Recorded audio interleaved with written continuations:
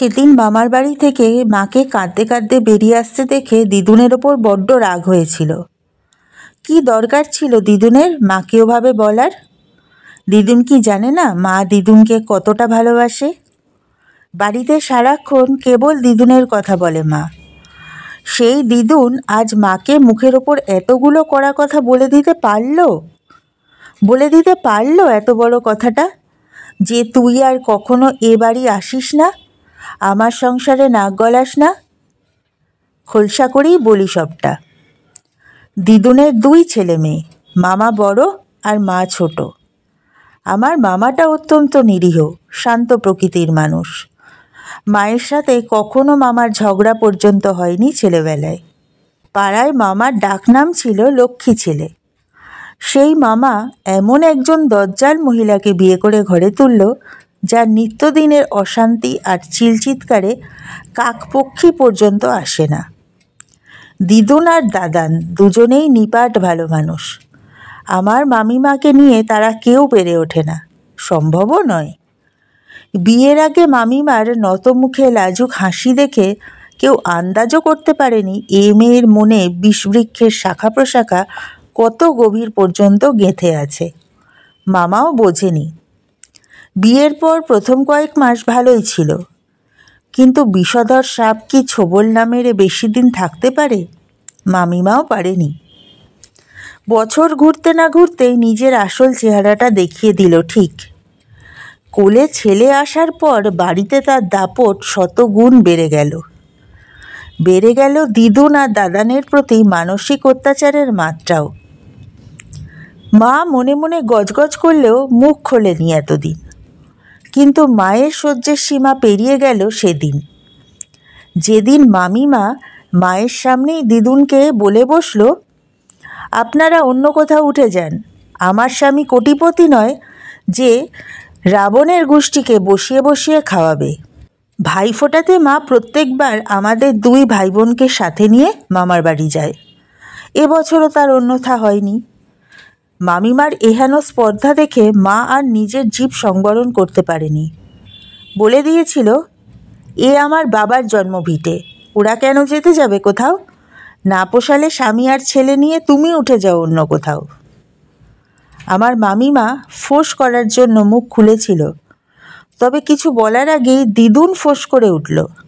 শটান বলে দিল, এ বাড়ি তুই আর বেশি আসিস না রুমি। এমনিতেও বিয়ের পর মেয়েদের এত ঘন ঘন বাপের বাড়ি আসা মানায় নেই। তুই নিজের সংসারে মন দে, আমার সংসারে আর ঢুকিস নে।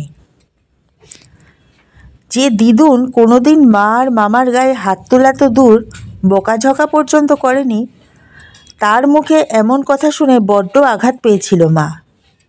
2 ছেলেমেয়ের হাত ধরে নিজের জন্মভিটে ছাড়ার আগে বলে গিয়েছিল, তোমার মতো ভুল আমি কখনো করব না মা, দেখে নিও। মা সত্যিই আর কখনো ও বাড়িমুখো হয়নি। তারপর পেরিয়ে গেল কত শত বসন্ত। আমার বিয়ে হলো, দাদার বিয়ে হলো, সন্তান সন্ততিও হলো আমাদের। আমার যমজ সন্তান হলো, একটি পুত্র আর একটি কন্যা। পুত্রটি কন্যার চাইতে কয়েক সেকেন্ডের বড়।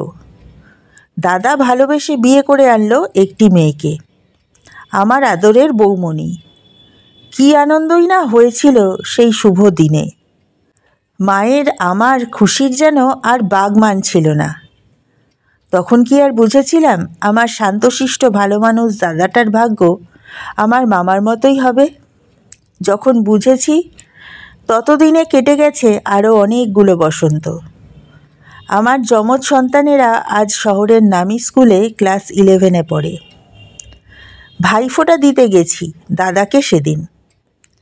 বৌমণি ঠাড়ে ঠোড়ে বুঝিয়ে দিল, আমি যেন যখন তখন এসে ওদের বিরক্ত না করি। আমার আসার জন্য নাকি ওদের মেয়ের রেজাল্ট খারাপ হয়েছে। হতবাক হয়ে গেলাম আমি।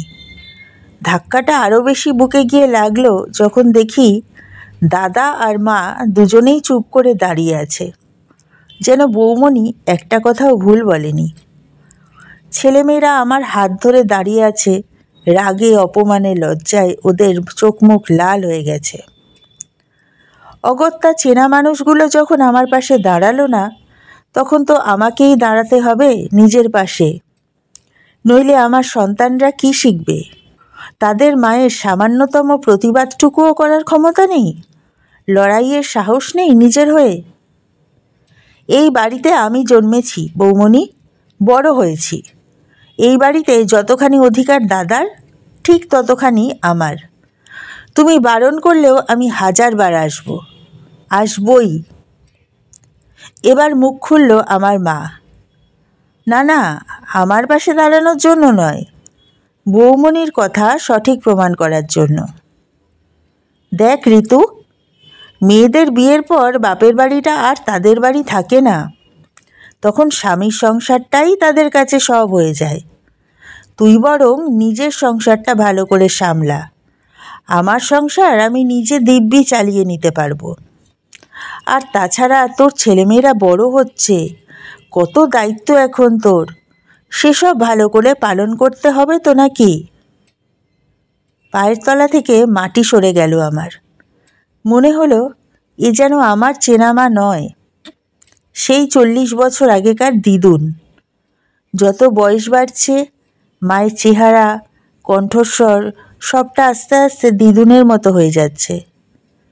এই তো কালকেই তো মাকে হেসে বললাম, দিন দিন দিদুনের কার্বন কপি হয়ে যাচ্ছ তুমি। চোখের জল আঁচলে মুছে ছেলে মেয়েদের হাত ধরে বেরিয়ে এলাম। প্রাণপণে প্রতিজ্ঞা করলাম, জীবনে আর কখনো ও বাড়ি মুখ হব না। দিদুন মায়ের মতো হব না আমি কোনো দিন। আমার কাছে যে ছেলে আর মেয়ে দুজনেই সমান, আমার সন্তান। কথাটা মনে মনে বলেই আমি চমকে উঠলাম। এই কথাটা যেন এর আগেও কারোর মুখে শুনেছি, মা আর দিদুনের মুখেই তো। আমি যখন সেই 7-8 বছরের, দিদুন বলতো, বুঝলি দিদি ভাই, তোর মামা আর মাকে আমি কোনো দিন আলাদা করে দেখিনি, দুজনকেই পেটে ধরেছি যে। মাও তো আমাকে উঠতে বসতে কতবার বলেছে এই কথা, বিয়ের পরেও অজস্রবার বলেছে। বাড়িতে গিয়ে এক ছুটে বড় আয়নাটার সামনে গিয়ে দাঁড়ালাম। আমার চেহারাটা কি আস্তে আস্তে মায়ের মতো হয়ে যাচ্ছে? কণ্ঠস্বরটাও হুবহু মায়ের মতো হয়ে যাচ্ছে? আর ভাবনাটাও কি